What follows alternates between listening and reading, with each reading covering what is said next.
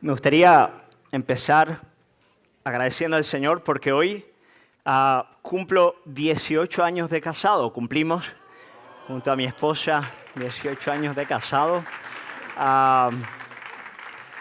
Así que agradezco mucho al Señor por mi esposa. La verdad es que son desde luego los 18 años más felices de mi vida. Mi vida después de casamiento ha sido mucho mejor que la anterior. Y lo digo sinceramente, y sinceramente digo que amo a mi esposa hoy mucho más de lo que la amé al principio. Esa es la verdad. Para la gloria del Señor disfruto de mi esposa. Ella es una ayuda idónea para mí, es una columna, es una roca. Y si a mí me preguntasen un ejemplo de una mujer, un ejemplo en la tierra, de alguien que ama al Señor y que camina con Él y que yo aprecio, es mi esposa. Más allá además de que el Señor me la doy como esposa, hoy estábamos orando juntos y yo pensaba eso, decía, Señor, es herencia tuya una mujer así. Gracias, Señor. Gracias por darme una esposa que me ama tanto y que me tiene tanta paciencia también, hermano. Tanta paciencia. Quería solamente leer el versículo que el Señor nos dio como matrimonio, muy al principio, antes de casarnos, antes de ir al texto de hoy. Pero yo os lo leo, es en Jeremías 6:16.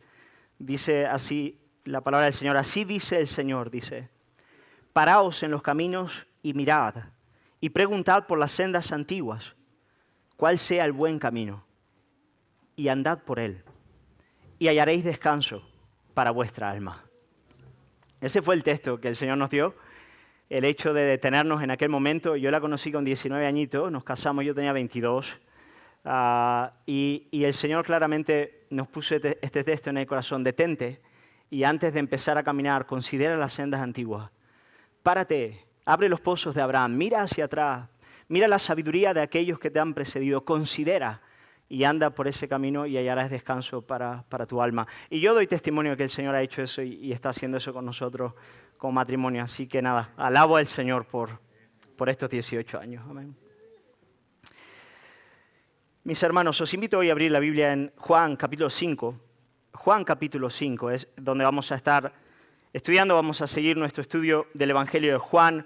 Capítulo 5 vamos a leer los versículos 30 al 47. Juan 5, 30 al 47.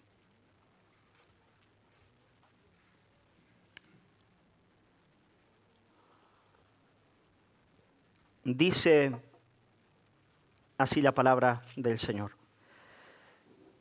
Jesús está hablando y Él dice, no puedo yo hacer nada por mí mismo, según oigo, así juzgo. Y mi juicio es justo, porque no busco mi voluntad, sino la voluntad del que me envió, la del Padre. Si yo doy testimonio acerca de mí mismo, mi testimonio no es verdadero. Otro es el que da testimonio acerca de mí, y sé que el testimonio que da de mí es verdadero. Vosotros enviasteis mensajeros a Juan, y él os dio testimonio de la verdad. Pero yo no recibo testimonio de hombre alguno, mas digo esto para que vosotros seáis salvos. Él era antorcha que ardía y alumbraba, y vosotros quisisteis regocijaros por un tiempo en su luz. Mas yo tengo mayor testimonio que el de Juan, porque las obras que el Padre me dio para que cumpliese, las mismas obras que yo hago, dan testimonio de mí que el Padre me ha enviado. También el Padre que me envió ha dado testimonio de mí. Nunca habéis oído su voz, ni habéis visto su aspecto, ni tenéis su palabra morando en vosotros, porque a quien él envió, vosotros no creéis. Escudriñad las Escrituras, porque a vosotros os parece que en ellas tenéis la vida eterna, y ellas son las que dan testimonio de mí, y no queréis venir a mí para que tengáis vida. Gloria de los hombres no recibo, mas yo conozco que no tenéis el amor de Dios en vosotros. Yo he venido en nombre de mi Padre, y no me recibís. Si otro viniere en su propio nombre, a ese recibiréis. ¿Cómo podéis vosotros creer? Pues recibís gloria los unos de los otros, y no buscáis la gloria que viene del Dios único. No penséis que yo voy a acusaros delante del Padre. Hay quien os acusa, Moisés, en quien tenéis vuestra esperanza. Porque si creyeseis a Moisés, me creeríais a mí, porque de mí escribió él. Pero si no creéis a sus escritos, ¿cómo creeréis a mis palabras? Palabra del Señor. Vamos a orar por este tiempo delante de Él. Padre, queremos pedirte en esta hora que tú nos des un corazón que sea tierno a tu palabra. Quiero pedirte, Señor, el paseo de tu Espíritu en este lugar, dándonos corazones quebrantados para poder recibir tu palabra de manera correcta. Dios mío, danos entendimiento, danos luz y que podamos encontrarnos contigo. Yo te pido que aquietes los corazones que hayan podido entrar turbados a este lugar, Señor amado, y que tú nos des atención para poder entrar y meditar en tu palabra. Ayúdame en la debilidad a predicar también. Te lo pido, Padre, en el nombre de Jesús. Amén. Hermanos, en varias ocasiones cuando yo estoy compartiendo el Evangelio con personas que no conocen a Cristo, en algunas ocasiones he escuchado a gente decir lo siguiente: a mí me gustaría creer, pero no puedo. A mí me gustaría creer, pero no puedo. Tal vez son personas que aprecian lo que el Señor ha hecho en la vida de otro y ellos muchas veces se comunican de ese modo y te lo dicen sinceramente, como si, por lo menos desde la perspectiva de ellos están pensando de verdad de ese modo. Yo querría creer, pero no puedo creer, no logro hacerlo. Bueno, hermanos, el tema del sermón de hoy es bien importante en ese sentido, porque en estos versículos, que son versículos bien profundos, bien importantes de toda la Biblia, Jesús nos va a mostrar cuál es la raíz de la incredulidad. ¿Por qué no creemos? ¿Por qué no creemos en Jesús? ¿Por qué tantos se niegan a creer en Él, a creer en lo que Él ha hecho a nuestro favor? Ese es el gran tema que Juan va a estar tratando. Y es muy interesante que Juan trate este tema porque no sé si os acordáis cuál es el propósito de Juan al escribir este libro. Juan escribe este libro para proveernos de una serie de evidencias señales, se los llama, manifestaciones de poder. ¿Para qué?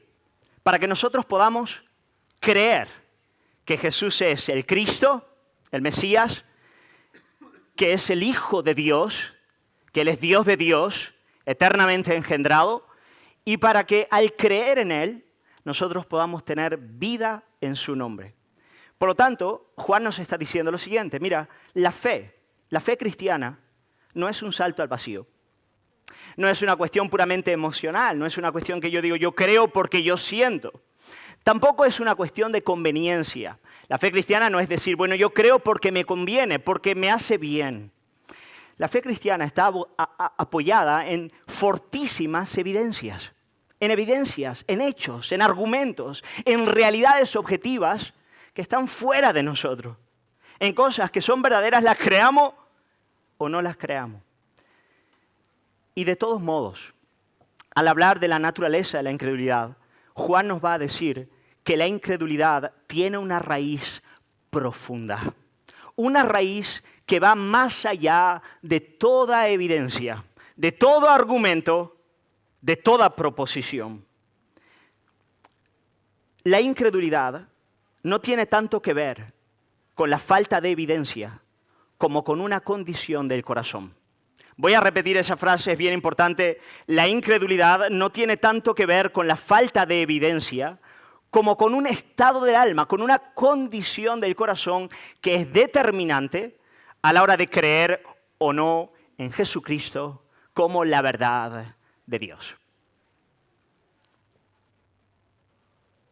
Ahora bien, alguno en este lugar puede decir, bueno, este es un gran sermón para los incrédulos, ¿no es verdad? Para aquel que no cree. Bueno, yo quiero decirte algo, es importante para aquellos que no creen, porque Jesús va a dar la respuesta de por qué en el fondo de tu corazón no crees en Él y no te entregas a Él. Él te va a responder cuál es el problema, pero yo quiero deciros que en estos versículos Jesús nos va a decir cuál es la raíz de la incredulidad en el corazón de todo hombre, inclusive en el creyente. ¿Por qué nuestra fe es tan enclenque? ¿Por qué nos cuesta tanto descansar en Él, confiar en Él, apoyarnos en Él?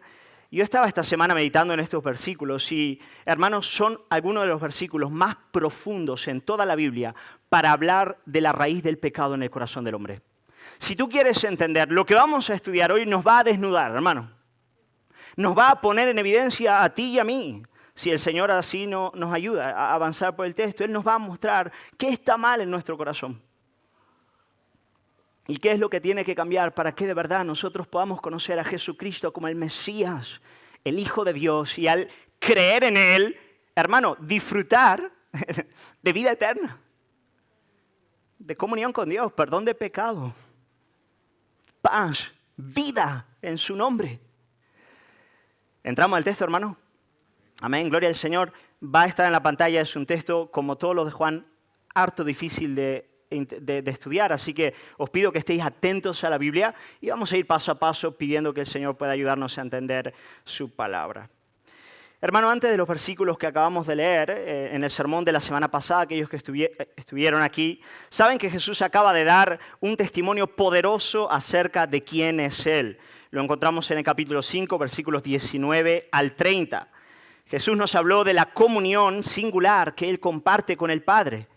Jesús nos dijo cosas tan poderosas como la siguiente: mira, todo lo que el Padre hace, lo hace el Hijo igualmente. El Padre da vida, el Hijo da vida. El Padre es el único que tiene la prerrogativa de juzgar a los hombres. Bueno, Él ha entregado el juicio en las manos del Hijo. Tal es la comunión que Jesús proclamó tener con el Padre, que Él llegó a dejarnos ver que aunque son distintos, son iguales. Aunque son dos personas distintas, junto al Espíritu Santo, comparten una misma naturaleza en el misterio que es la Trinidad, en el Dios Trinidad. Por lo tanto, Jesús afirma de sí mismo ser divino, ser Dios. Él afirma su deidad. Él es Dios el Hijo. Él es Dios de Dios, el eternamente engendrado, aquel que desde la eternidad comparte la misma naturaleza del Padre. Como si, por dar un ejemplo muy agustiniano, si Dios fuese el sol, el Hijo, si el Padre fuese el sol, el Hijo serían sus rayos. Siempre con Él, desde la eternidad, emanando de su ser. Lo que Jesús decía de sí mismo, hermanos, era algo impresionante, era poderoso, era portentoso. Desde el principio, Él nunca negó esa naturaleza divina que le caracterizaba y le sigue caracterizando. Pero claro, hermanos, llegados a este punto, debemos confesar que Jesús estaba diciendo eso de sí mismo. Él estaba dando un testimonio de su propia persona.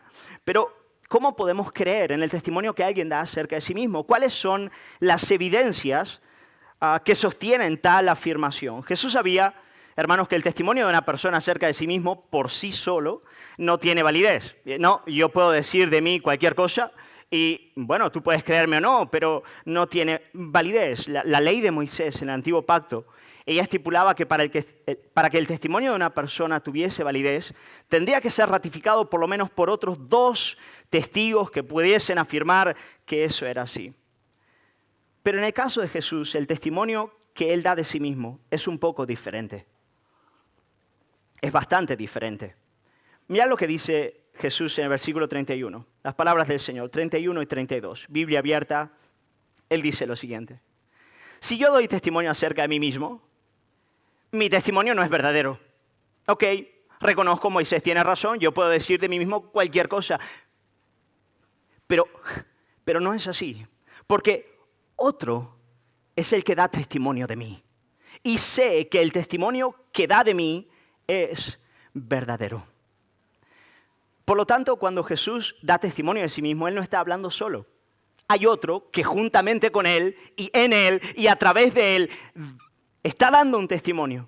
Y el testimonio que ese otro está dando es un testimonio definitivo, último, perfecto. Ahora, ¿quién es ese otro? Bueno, ¿quién es el que da testimonio junto con el Hijo? Bueno, imaginaos que estamos con Jesús y estamos escuchándole hablar.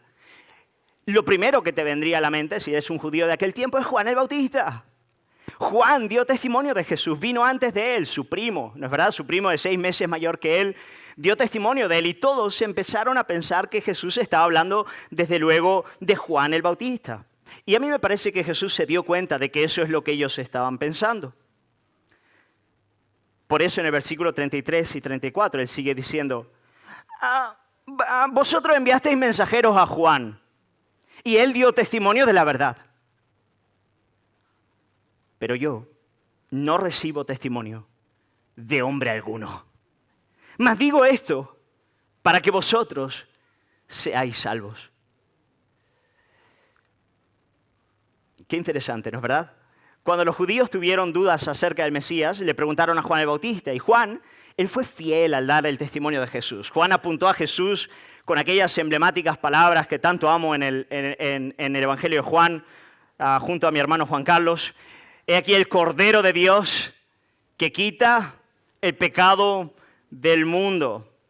Y es verdad, la mayoría de los judíos no le creyeron a Juan, pero por lo menos sabemos de dos que a partir del testimonio de Juan el Bautista siguieron a Jesús. Esos eran Andrés y el propio apóstol Juan que escribe este Evangelio.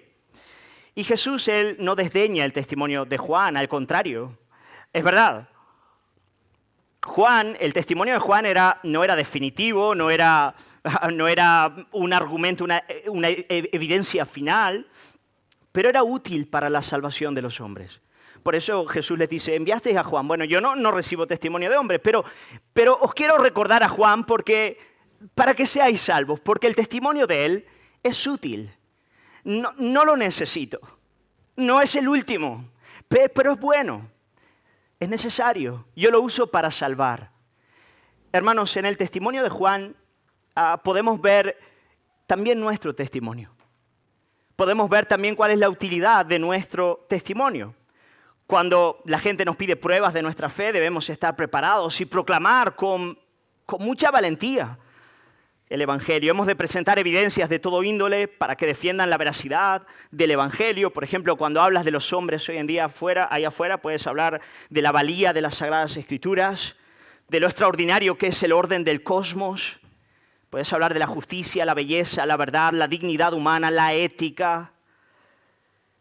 Puedes dar convincentes argumentos históricos sobre la resurrección de Jesús. Puedes dar argumentos por doquier. Y debes hacerlo. Pero al final del día, mira lo que Jesús dice. Pero yo no recibo testimonio de hombre alguno. Que fuerte. ¿Cómo puede alguien hablar así? Hermanos, el testimonio que nosotros damos de Jesús es importante, pero no es definitivo. No es nuestro testimonio el que hace con que Jesús sea verdadero o falso. Tengamos cuidado de caer en el error de que Él es verdadero si creemos en Él. O si logramos demostrar que Él es la verdad. Jesús dice, yo no recibo testimonio de hombre alguno, porque yo soy el que testifica acerca de la veracidad de la realidad. En todo caso, soy yo el que testifica acerca de vosotros. Vosotros existís por mí, no yo por vosotros. La verdad última, definitiva, divina, se ríe de nuestro testimonio. Digo, en el buen sentido. Jesús no necesita que validemos su palabra ni su veracidad. Porque Él tiene otro testimonio, hermanos, mucho más importante. ¿Quién es el que da testimonio del Hijo? Versículo 37. Dice, el Padre que me envió ha dado testimonio de mí. Qué fuerte, ¿no es verdad, hermanos? Aunque sería difícil explicar este asunto, al final del día hemos de reconocer que solo Dios puede testificar acerca de Dios. Solamente el Padre puede dar un testimonio que sea veraz, último y definitivo acerca del Hijo. Y eso es lo que el Padre ha hecho. Y la pregunta es, ¿cómo el Padre ha dado testimonio acerca del Hijo? Bueno, lo ha hecho, hermanos, a través de todas las cosas. La creación es un testimonio fehaciente de la gloria del Verbo eterno de Dios, de la razón inmutable, de aquel que es la imagen eterna del Padre. Todo a nuestro alrededor da testimonio de quién es Él. Pero de manera muy especial, en los versículos que tenemos delante de nosotros, Jesús nos dice que el Padre da testimonio del Hijo, en primer lugar, a través de las obras que Jesús ha venido a hacer. Versículo 36 dice, mas yo tengo mayor testimonio que el de Juan. Dice, porque las obras, dice, que el Padre me dio para que cumpliese, las mismas obras que yo hago, dan testimonio de mí, que el Padre me ha enviado. Por lo tanto, cuando vamos a los evangelios y meditamos acerca de la persona de Jesús, de lo que Él ha hecho, desde la sanidad del paralítico, la conversión del agua en vino, hasta su muerte y resurrección, Jesús nos está diciendo, si tú prestas atención a lo que yo he hecho, tú verás que todas mis obras llevan el sello divino, llevan la garantía de que son obras que solo Dios puede hacer, que ponen de manifiesto la belleza y la gloria y la perfección de su carácter, de su majestad, de su justicia, de su misericordia, de su poder. Solo Dios puede dar vista a los ciegos. Solo Dios puede dar oído a los sordos. Solo Dios puede levantar a los paralíticos. Solo puede dar vida a los muertos. Y cuando vemos las obras de Jesús, nos damos cuenta de que ellas son veraces en primer lugar porque ponen de manifiesto la gloria de Dios. La plenitud de su ser, la plenitud de su carácter, son acordes a la belleza de quién es Dios. Lee los evangelios, lee los 4, medita en lo que Él ha hecho y te vas a dar cuenta de que es así. Pero las obras de Jesús ponen de manifiesto que ellas provienen de Dios también, porque ellas se adecúan a nuestra necesidad. Hermano, solamente Jesús puede sanar todas nuestras enfermedades y todas nuestras dolencias. Bendito sea el nombre del Señor. ¿Quién es capaz de perdonar pecados, hermano? ¿Quién puede perdonar los pecados más oscuros del alma humana? Jesucristo. ¿Quién puede cambiar el corazón más orgulloso y altivo por un corazón humilde? Jesucristo. ¿Quién puede romper el vicio, la maldad? Solamente Jesús. ¿Quién puede sanar el alma herida y resucitar el cuerpo muerto, hermanos? Solamente Jesucristo.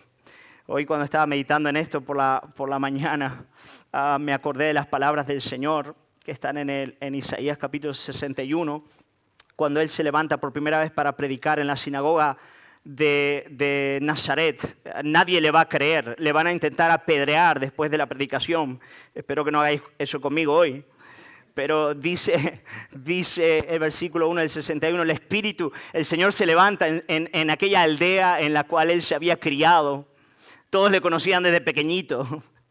Y Él dice, el Espíritu del Señor está sobre mí.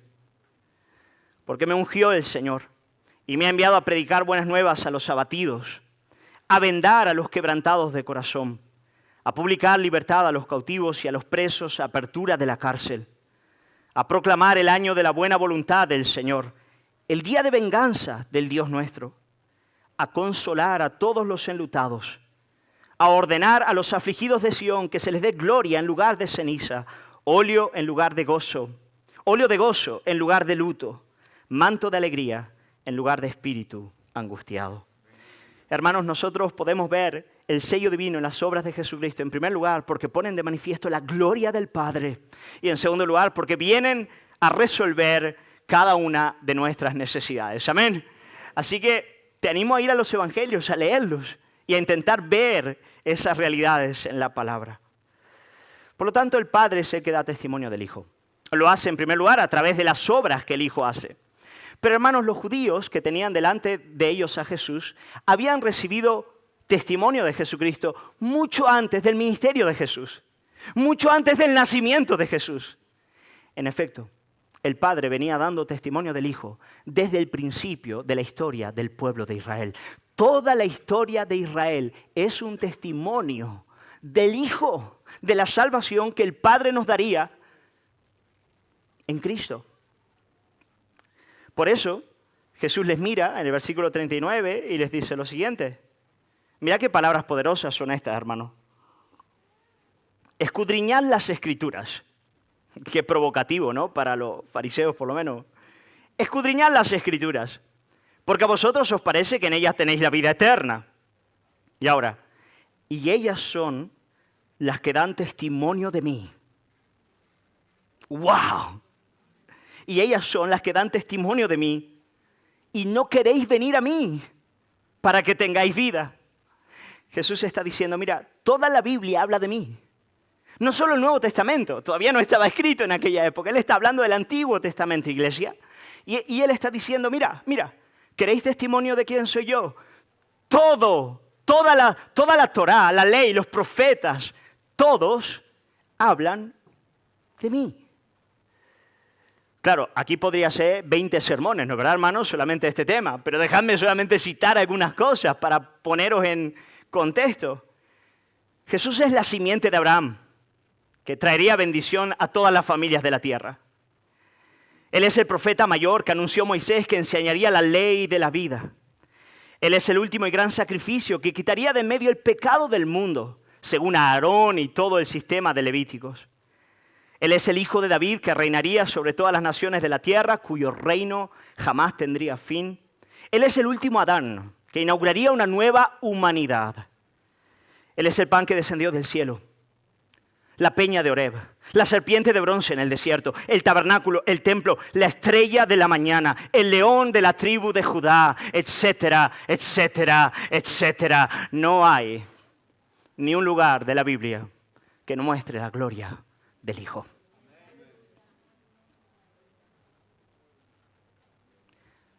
Pero ahí estaban los judíos, hermano, delante del hombre que hacía milagros del cielo, cuyas palabras jamás nadie pudo pronunciar, cuya enseñanza venía con la autoridad de Dios.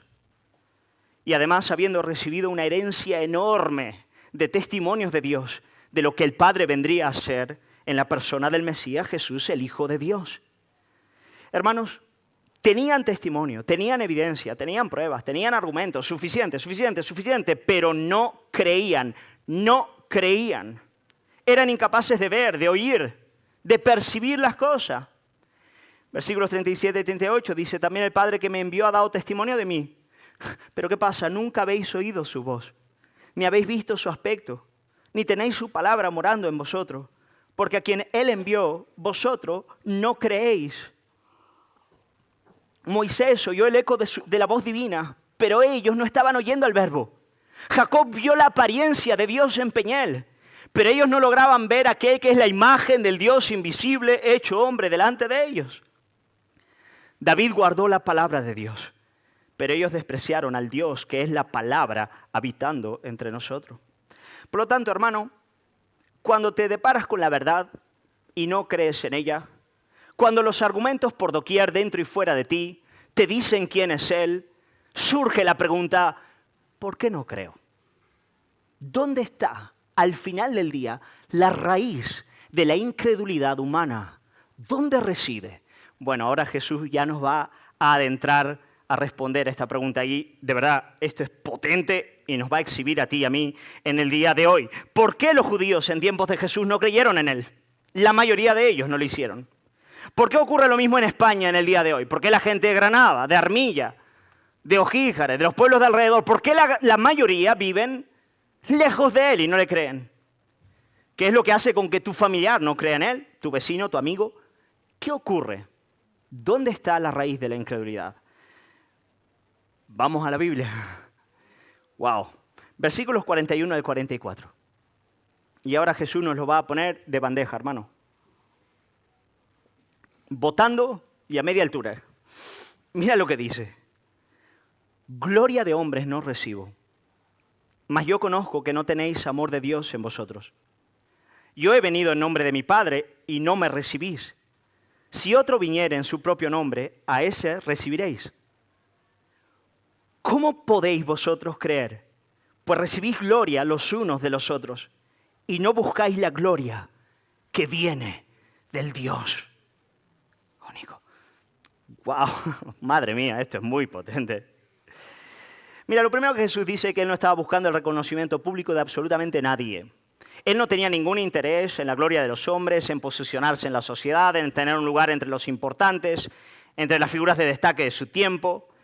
Jesús no vivía para hacerse un nombre, para ser reconocido o ovacionado por los demás. Él es categórico al afirmar que nada de eso había en su vida o en su ministerio. Lo único que motivaba al Hijo era su profundo amor por el Padre y el deseo sincero de darle la gloria que es debida a su nombre en absolutamente todo lo que Él hacía, todo lo que Él decía, todo lo que Él era. Si tú me preguntases cuál es el aroma que exhalaba Jesús, difícil, ¿no? Pero ¿entendéis lo que digo? Cuando estás con una persona, esa persona exhala un aroma, ¿no es verdad? Tristemente todos nosotros exhalamos un aroma que es mezclado, ¿no? Los creyentes mezclados. Hay cosas buenas y cosas malas, ¿no? Pero, ¿qué exhalaba Jesús? Exhalaba esta realidad. Aquel que solo busca la gloria del Padre. Aquel que ama al Padre de tal manera que en todo lo que Él es y en todo lo que Él hace, lo único que Él desea es que el nombre del Padre sea exaltado, sea reverenciado, sea exhibido, sea manifestado. Y en eso Él encuentra su alegría. Él no busca la gloria del hombre, Él busca la gloria del Padre. Y es ahí donde está el problema. Es ahí donde está el problema. Esa es la razón por la que ellos no creían en Él y por la que el hombre adámico no cree en Él. Hermanos, versículo 40, Jesús le dice, no queréis venir a mí para que tengáis vida. ¿Por qué? Porque yo busco la gloria de mi Padre.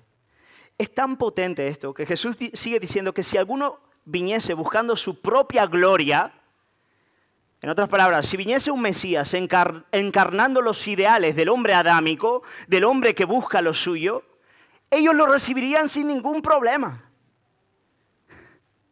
Al hombre intelectual y elocuente, al genio de las artes, al político hábil y convincente, al guerrero fuerte y valiente, a la mujer apoderada y decidida, no tendríais problemas de recibir. Aunque diga las tonterías y ridiculeces más absurdas que uno pueda pensar. Aunque diga las tonterías más grandes que uno pueda pensar, ese tipo de Mesías lo recibís. ¿Por qué recibí ese tipo de Mesías? Con muy poca evidencia o ninguna. Pero no es solo que los recibís, es que los idolatráis. Queréis ser como ellos. Es fuerte eso, ¿no es verdad? Esta clase de Mesías es afín a vuestros corazones. Los admiráis, los seguís, los imitáis, porque en el fondo deseáis lo mismo que ellos. Y esa es la tragedia del corazón humano. Estos falsos mesías de los cuales hoy estamos rodeados en el ámbito artístico, político, social e intelectual, estos falsos mesías atraen al hombre natural porque ellos buscan la gloria del hombre. Y el hombre natural busca su propia gloria. En el fondo todos buscamos lo mismo, hermano. Y yo en el centro, toda mi vida centrada en mí mismo, en hacer mi voluntad, en ser reconocido, apreciado y valorado. ¿Te encuentras ahí o no, hermano? Y yo me encuentro ahí. Esa es mi realidad. Pero Jesús dice, yo vengo en nombre de mi Padre. Yo vengo en nombre de mi Padre. ¿En mí veis al hombre cuya grandeza reside en hacer la voluntad del Padre? Cuyo amor para con el Padre motiva cada una de sus palabras. Como dije antes, yo no busco mi gloria. Yo no busco el aplauso de los hombres. Yo no busco el reconocimiento público. Yo no quiero hacerme un nombre. Estoy completamente libre de toda esa clase de esclavitud. Y es por eso, porque busco la gloria de mi Padre, por lo que vosotros no queréis venir a mí, no creéis en mí. Hermanos, ¿cuál es la raíz de la incredulidad? ¿Dónde está? Versículo 44. Jesús dice, ¿cómo podéis vosotros creer? Y aquí está la clave. Si lo pusiésemos en términos positivos, no pregunta en una afirmación, vosotros no podéis creer. Dice, ¿cómo podéis vosotros creer? Pues recibís gloria los unos de los otros. Y no buscáis la gloria que viene del Dios único. Yo estaba pensando en esta frase, hablaba con mi esposa, esta frase, pues, recibís gloria los unos de los otros. Si a mí me preguntaseis una definición de la sociedad actual en términos bíblicos, yo diría que esta es la definición del modus operandi del corazón de la sociedad actual. Es la descripción perfecta de nuestra sociedad, la búsqueda continua de gloria los unos de los otros, ¿no? El Dios del hombre moderno es la autoexpresión de su propia imagen con el deseo del aplauso y el reconocimiento público. Ese es el Dios que rige Occidente en los días de hoy. La gente vive para autoexpresarse, exponer su imagen y recibir el aplauso. Lo impregna absolutamente todo, además con Internet en el día de hoy y la capacidad que ella te da de proyectar esas realidades a partir de redes sociales, WhatsApp y todo lo demás, vídeos y todo lo demás. Hermano, tenemos una herramienta poderosa para vivir para eso, para vivir para que nos aplaudan, para que nos miren, para que nos reconozcan. Y Jesús está diciendo, eso es el cáncer que mata la fe. Si tú vives de ese modo, tú no vas a poder ver a Jesús, conocer a Jesús y amar a Jesús. Mientras nuestros corazones se muevan por el reconocimiento y la aprobación del mundo, despreciando la gloria de Dios y deseando con todas sus fuerzas establecer su propio nombre, seremos incapaces de creer en Jesús. Por mucha evidencia que tengamos delante de nosotros, no queremos ir a Jesús. No queremos la gloria que Él trae. No queremos la entrega que Él demanda. No queremos vivir para los demás. No lo queremos hacer. No queremos poner a Dios en el centro de nuestras vidas. Y creer en Jesucristo es decirle, yo me salgo del centro. El centro lo ocupas tú. Yo ya no soy el Señor de mi vida. El Señor eres tú. Yo ya no vivo para la búsqueda de mi gloria. La gloria te pertenece a ti.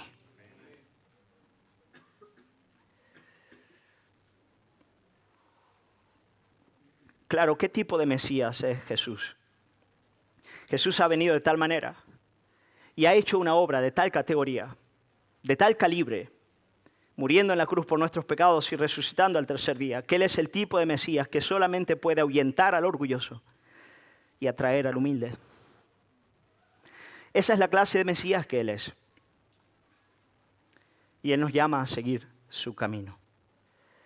Por lo tanto, hermanos, y voy a ir terminando el sermón, no voy a alargarme hoy demasiado. Pero tal vez tú estás en este lugar y dices, como dije al principio, yo quiero creer, pero no puedo. ¿Qué hago? A partir de todo lo que me has dicho aquí, ¿qué hago? Yo quiero creer, pero bueno, te voy a dar el comodín de la duda. Voy a aceptar que me lo estás diciendo sinceramente. Bueno, en primer lugar, lo que tienes que hacer es considerar las evidencias. Juan escribió el Evangelio de Juan, toda la Escritura, para darnos evidencias fehacientes de quién es el Hijo eterno de Dios. Y el apóstol Pablo dice en Romanos capítulo 10, versículo 17, dice que la fe viene por el oír, y el oír la palabra de Dios. Por lo tanto, en la medida en la que tú te acerques a la verdad y la consideres, la fe va a crecer. Por lo tanto, yo quiero animarte a ir a la Biblia y meditar en ella y considerarla una y otra vez. Las obras de Cristo, lo que Él ha hecho, lo que Él enseña. Y verás que ellas llevan el sello del Padre, de la gloria del Padre. Y verás que son afines a las necesidades más profundas de tu alma. Y todo eso va a despertar y confirmar la fe en tu corazón. Por lo tanto, sí, buenos libros de apologética, lee la Biblia bastante, infórmate bien, ten poderosas evidencias. Pero amigo, haz algo más. Dile al Señor, limpia mi corazón. Limpia mi corazón. Hermanos, necesitamos un corazón limpio del deseo del aplauso de los hombres. Del deseo que nos esclaviza de ser reconocidos por los demás. De vivir para buscar la aprobación del otro. De vivir esclavizados al qué dirán, al temor de los demás. Al vecino que va a pensar de mí, a mi familiar que dirá si sigo a Cristo, a la sociedad que me va a considerar, me va a cancelar. Tienes que pasar del hombre, hermano. ¿Qué es el hombre? Sino polvo con aliento, no es nada. La Biblia dice que cerca de Dios las naciones de la tierra son como el polvo, como una gota en un balde. Pídele al Señor, pidámosle al Señor. Porque, hermano, no sé vosotros, pero yo estoy tan lleno de esto. Yo estoy tan lleno de esto. O sea, me harta esto. Imaginaos que cada vez antes de subir a predicar tengo que decirle, Señor, líbrame de esto. Que me dé igual si le gusta o no el sermón. Que lo único que me interese sea su salvación. Limpia, Señor, mi corazón.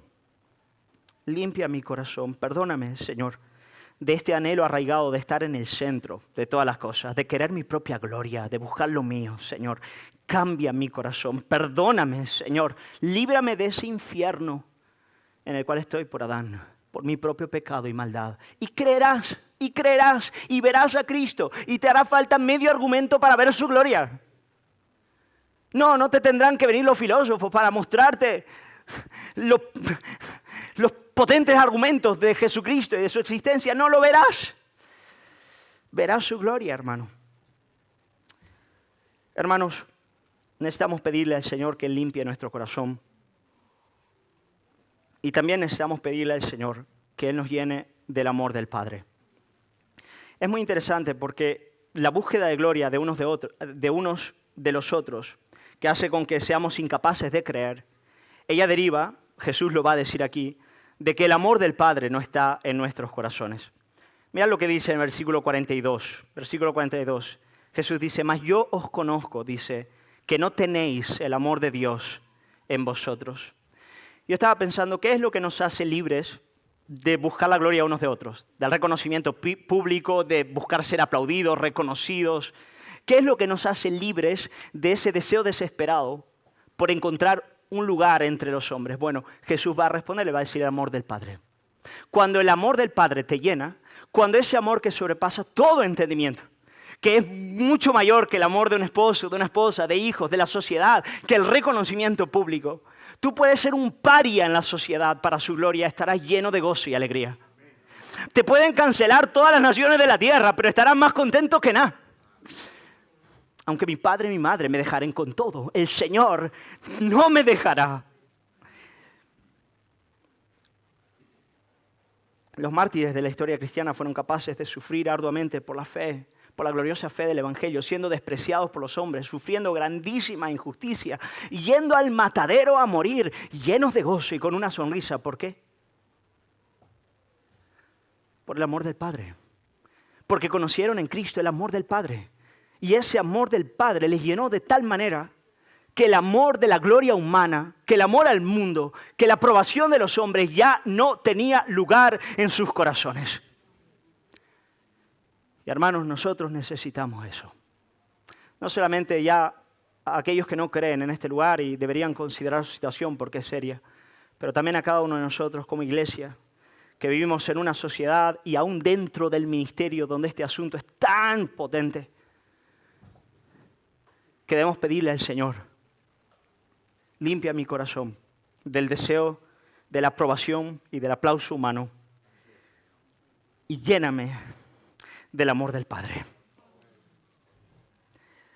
Y cuando eso ocurra, hermano, escudriñamos las Escrituras, pero ahora le conocemos, ahora le vemos, ahora le creemos, ahora le amamos, ahora queremos caminar con Él, ahora queremos ir a donde Él nos quiere llevar. Evidentemente, seguir a Cristo no es fácil, es seguir a aquel que nos va a matar para darnos vida, herirnos para sanarnos, romper nuestro orgullo para mostrar su gloria, arrancar nuestra vanagloria para vestirnos de la gloria de verdad. Y no es fácil, pero es muy bueno. Pero es muy bueno. Vamos a orar.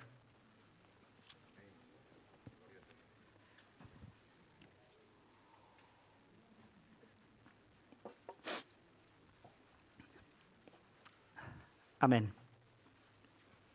Señor, queremos agradecerte por tu palabra.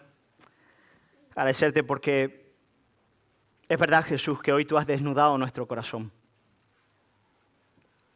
Has puesto en evidencia la razón última por la cual no queremos creer.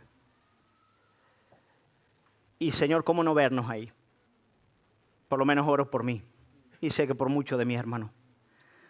¿Cómo no ver ese pecado en nuestra vida? ¿Cómo no ver, Señor, ese modo de vivir, Padre? Buscando la aprobación, la gloria de los demás. Esa esclavitud, Señor, que nos hace vanos, nos hace superficiales, nos hace pobres, nos lleva al infierno. Pero, Señor, hoy tú estás en este lugar. Tú estás aquí, Señor. Y nosotros queremos orar pidiéndote limpia nuestro corazón. Quiero pedir por algunos que tal vez están esclavizados de manera profunda a esta realidad hoy. Que tu Espíritu Santo venga con gracia y con poder para limpiar y para mostrar el amor del Padre en Cristo. Señor, que ellos puedan verte, Jesús, de tal manera, que al verte morir en la cruz, al verte derramar su sangre en aquel lugar, vean, Señor, el amor más grande, el perdón más profundo, la gracia más intensa, el corazón más amante y el único que es digno de recibir la gloria, la honra y el honor. Como dice, Señor, el salmista, no a nosotros, Señor, no a nosotros, sino a tu nombre, da gloria.